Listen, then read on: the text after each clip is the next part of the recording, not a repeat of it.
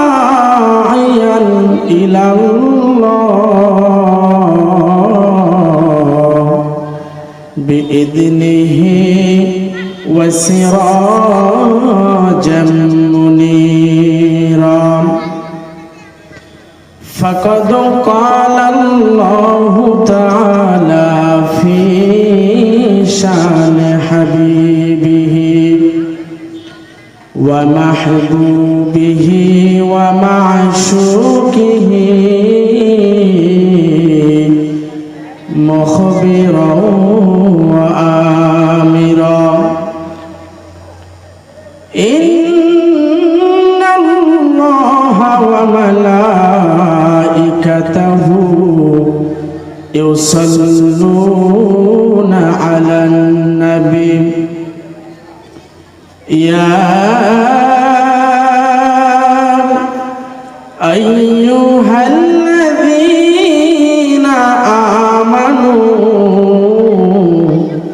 صلوا عليه وسلموا تسليما নবীজির ভালোবাসা অন্তরে নিয়ে জবান খুলে সকলে দরুদ ইব্রাহিম পড়ি আল্লাহুম্মা সাল্লি আলা মুহাম্মাদিন ওয়া আলা আলি মুহাম্মাদ কামা সাল্লাইতা আলা ইব্রাহিম ওয়া আলা আলি ইব্রাহিম ইন্নাকা হামিদুম মাজিদ মুহাব্বাতান আওয়াজ করে পড়ি আল্লাহুম্মা বারিক আলা মুহাম্মাদিন ওয়া আলা আলি মুহাম্মাদ কামা বারাকতা আলা ইব্রাহিম ওয়া আলা আলি ইব্রাহিম ইন্নাকা হামিদুম মাজিদ পৃথিবীতে কেউ স্থায়ী হয় না হোক না সে ফেরাউন কিবা নমরুদ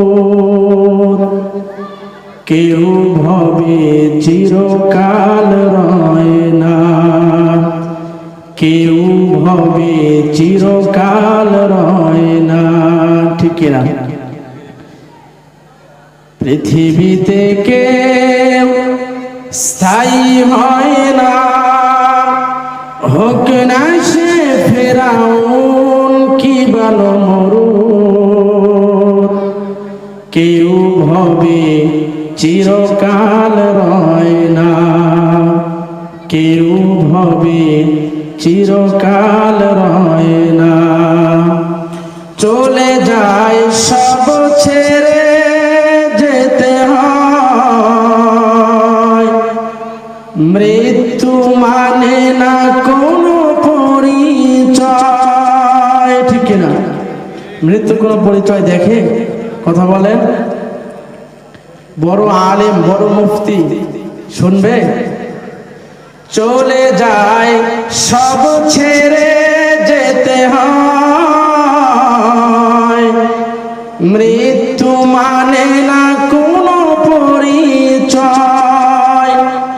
সব রাজা মহারাজা আর সব বীর কাউকে সে অবকাশ দেয় না পৃথিবীতে কেউ স্থায়ী হয় না হোক না সে ফেরাউন কিবা নমরুদ কেউ ভাবে চিরকাল রয় না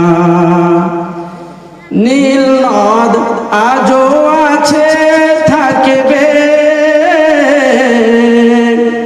চিরদিন সত্যকে ডাকবে নীল নদ চেনেননি নাম শুনছেন হ্যাঁ যেখানে বড় খোদা দাবিদার ফেরাউনকে কি করা হয়েছে চুবাই মারা হয়েছে, ঠিক কি না? নীল নদ আজও আছে থাকিবে, চিরদিন সত্যকে ডাকিবে, ডেকে ডেকে বলে যায় দিন রাত, ডেকে ডেকে বলে যায় দিন রাত, কেউ যেন ফেরাউন হয় না, ঠিক না? কি বলে ডেকে ডেকে? কেউ যেন আর ওই ফেরাউনের মতো কি না হও, যেই ফেরাউনকে আল্লাহ পাক আমার মধ্যে চুবায়া মেরে ফেলেছে। আলহামদুলিল্লাহ, রাসূল আকরাম সাল্লাল্লাহু আলাইহি ওয়াসাল্লামের অসংখ্য অগণিত হাদিস শরীফ থেকে একটি সহিহ হাদিসকে সামনে রেখে বয়ান করব ইনশাআল্লাহ। কিন্তু বয়ানের পূর্বে আপনাদের কাছে রিকোয়েস্ট হলো, আমরা সকলে এই বয়ানটা আমলের নিয়তে শুনব। আল্লাহ রাসূল বলেছেন ইন্নামাল আমালু বিন্নিয়াত। আপনি এখন যদি আজকে যতগুলো বয়ান উলামায়ে কেরাম করবেন, এইটা যদি আপনি আমলের নিয়তে শুনেন, তাহলে পরবর্তীতে যদি আপনি আমল করতে নাও পারেন, সওয়াব পাবেন কি পাবেন না? কথা বলেন, নিয়তে সওয়াব পাবেন না?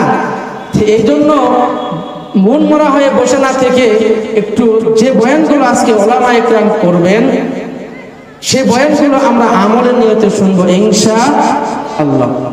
ভূমিকা লম্বা না করে সরাসরি আলোচনায় প্রবেশ করি।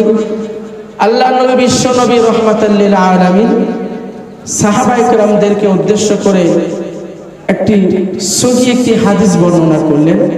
সেইটা হলো, নবীজি বলে, ও আমার সাহাবীরা, তোমাদের মধ্যে তো সবাই জান্নাতকে পেতে চায়। কথা বলেন, আমরাও জান্নাত চাই কি চাই না? নামাজ পড়ি কেন? জান্নাতে থাকবো আখিরাতে, ঠিক কি না? রোজা রাখি, জান্নাতে থাকবো। দান সদকা করি, জান্নাতে থাকবো।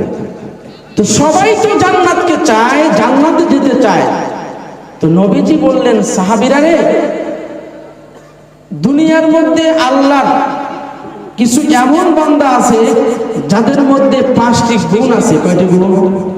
এই 5টি গুণ যাদের মধ্যে আছে, দুনিয়ার সবাই জান্নাত চায়, কিন্তু এই 5 শ্রেণীর মানুষকে, 5 গুণ বিশিষ্ট মানুষদেরকে আল্লাহর জান্নাত চায়। সুবহানাল্লাহ বলবেন না? কয়টি গুণ থাকতে হবে? কথা বলেন। যদি আমাদের মধ্যে 5টি গুণ থাকে, আল্লাহর হাবিব বলেন, তাহলে আমাদেরকে জান্নাত চাইতে হবে না, বরং জান্নাতে কি করবে? আমাদেরকে চাইবে। তো আজকে আমি আপনাদের সামনে এই হাদিসকে সামনে রেখে সংক্ষিপ্ত আকারে সেই 5টি গুণ কি কি আজকে আমরা এই আমলে এই নিয়তে শুনবো, যে আজকে আমরা ইনশাআল্লাহ এই 5টি গুণ আমাদের মধ্যে আনার চেষ্টা করবো ইনশাআল্লাহ। মুসলমান ভাইরা আমার আদিমপুরের বাবাজিরা, আমার যুবক ভাইরানি, আল্লাহ রাব্বুল আলামিন কোরআন, আল্লাহর হাবিব সাল্লাল্লাহু আলাইহি ওয়াসাল্লাম সহিহ একটি হাদিস আমাদেরকে বলে দিলেন। আল্লাহর নবী ডাক দিয়া কয়, উম্মতেরা রে, দুনিয়ার সবাই জান্নাতকে চায়, কিন্তু এই দুনিয়ার মধ্যে যাদের মধ্যে 5টি গুণ আছে, আল্লাহর জান্নাত স্বয়ং তাদের জন্য অপেক্ষমান। আল্লাহর হাবিব ডাক দিয়া বলেন, ইন্নাল জান্নাতা তাশতাকু ইলা 5 নাফারিন। ও সাহাবীরা রে, নিশ্চয় জান্নাত 5টি শ্রেণীর মানুষের দিকে অপেক্ষমান, আগ্রহী। আল্লাহর হাবিব বলেন, তার 1 নম্বরে হলো তালিল কোরআন। 1 নম্বর দলের নাম কি? কোরআন তেলাওয়াতকারী, কোরআনের তেলাওয়াতকারী, তালিল কোরআন। তাইলে যেই 5 শ্রেণীর মানুষের জন্য আল্লাহর জান্নাত অপেক্ষমান, সেই 5 শ্রেণীর মধ্য থেকে প্রথম শ্রেণীর মানুষের নাম কি? প্রথম দলের নাম কি? কথা বলেন। তালিল কোরআন, অর্থাৎ কোরআনের তেলাওয়াতকারী। এখন আমি আর আপনি আমাদেরকে অন্তরে হাত দিয়ে বিবেককে জিজ্ঞেস করি যে এই গুণটা কি আমাদের মধ্যে আছে কিনা? আছে? কথা বলেন।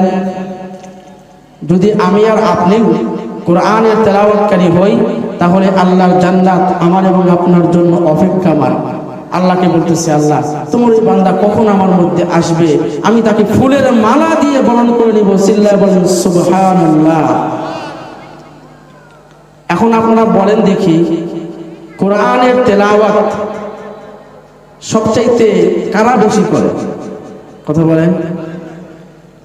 এই যে আমার এক বাবাজি বলছে, সবচাইতে কোরআনের তেলাওয়াত করে এবং করায় কারা? ওলামা তলাবা, ঠিক কিনা?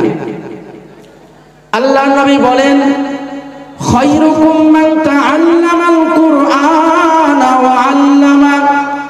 এই পৃথিবীর ভিতরে সবচাইতে দামি মানুষ আল্লাহর নিকটে হলো যারা কোরআন নিজেরা শিক্ষা করে এবং অপরকে শিক্ষা দেয়। মুসলমান ভাইরা আমার, কিন্তু আপনি লক্ষ্য করে দেখেন, আল্লাহর কাছে যারা দামি তারাই কিন্তু আজকে সমাজের মধ্যে সবচাইতে গুরুত্বহীন, ঠিক কিনা? কথা বলেন। আল্লাহর নবী যাদেরকে বললেন যে আল্লাহর নিকটে সবচেয়ে দামি হচ্ছে খায়রুকুম মান তাআল্লামাল কুরআনা ওয়া আল্লামা, যারা কোরআন নিজেরা শিক্ষা করে এবং অপরকে শিক্ষা দেয়, তারা হলো আল্লাহর নিকটে সবচাইতে দামি। কিন্তু আজকে সমাজের মধ্যে ওই মানুষগুলোই সবচাইতে অবহেলিত, ঠিক কিনা? যার কারণেই তো আমাদের মধ্যে শান্তি নেই। কথা বোঝেন নাই? কারণ আল্লাহ যাদেরকে সম্মান দিয়েছে তাদেরকে আমরা সম্মান করতে জানি না, তাদের সাথে আমরা ভালো ব্যবহার করতে জানি না, তাদের সঙ্গে আমরা সৎ ব্যবহার করি না। সব সময় তাদের দেখলেই আমাদের চুলকানি হয়। এমন লোক আছে কি না? কথা বলেন। মসজিদের হুজুর দেখলে, মাদ্রাসার মুতামিম দেখলে, আলেম দেখলে সবসময় চুলকানি হয়, এমন লোক আছে কি না? তাহলে সমস্যা কি হুজুরের না ওই চুলকানি বলা? কথা বলেন। এজন্য তালিল কোরআন যাদের জন্য জান্নাত অপেক্ষামান, তাদের যদি আমি আর আপনি সম্মান না করি, যাদের মধ্যে এই গুণটি বিদ্যমান, তাইলে এইটা কিন্তু একজন মুমিনের কাজ হইতে পারে।